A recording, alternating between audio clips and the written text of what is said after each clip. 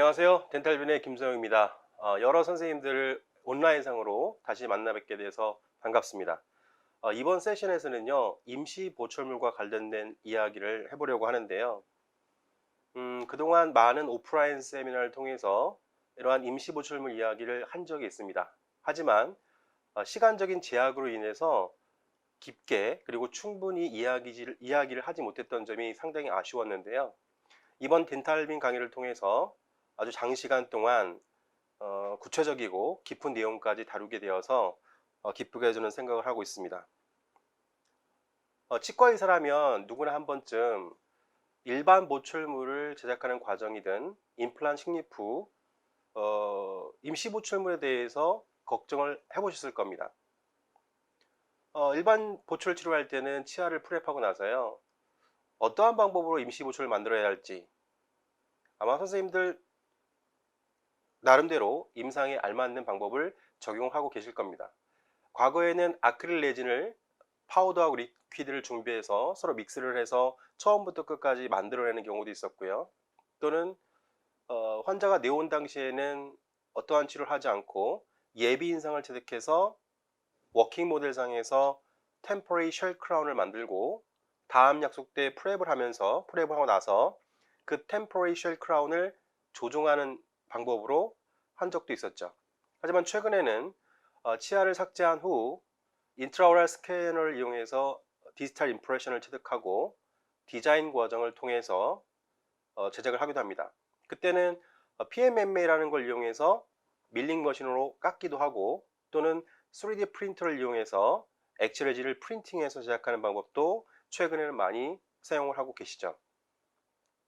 또 하나, 임플란트에 있어서는 임플란트 바로 식립 직후에 어떠한 임시 보철물을 제작해 줄 것인가가 고민거리가 하나가 되겠는데요.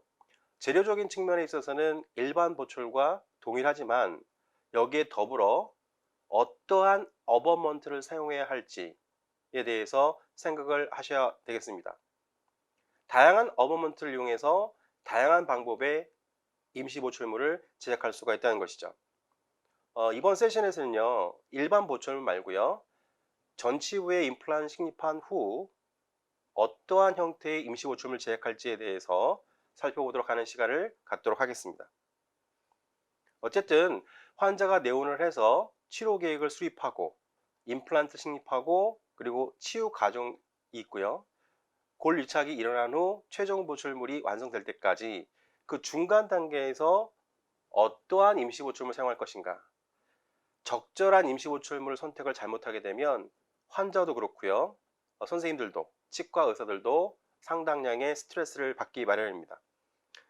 자, 전치부 임플란트 수복 후 우리가 생각해 보아야 할 임시 보철물에는요, 두 단계로 나누어서 생각해 볼 수가 있는데요.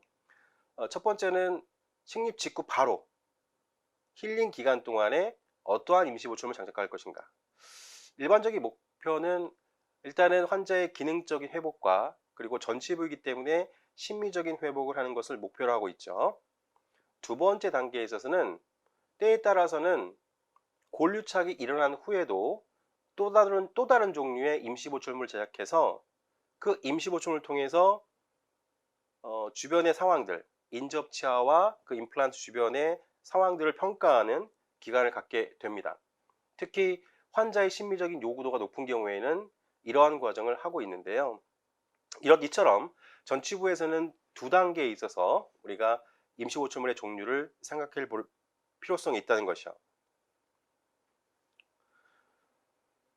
중요한 것은요, 다시 한번 말씀드리지만 임플란트 치료 계획 수립 단계에서부터 최종 보철물이 딜리버리 되는 그날까지 적절한 임시 보철물의 선택은 선생님들의 과제라는 겁니다.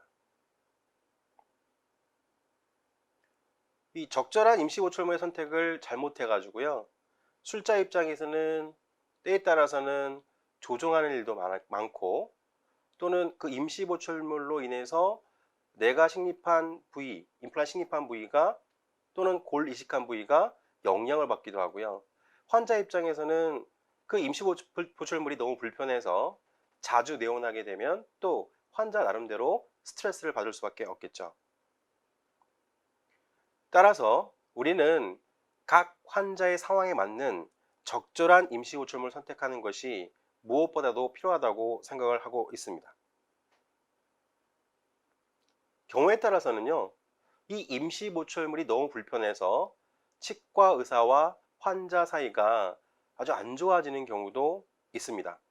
흔한 경우는 아니지만 간혹 일어날 수도 있다는 것이죠. 자, 다음 케이스를 보고 제 임상 경험을 말씀드리려고 합니다.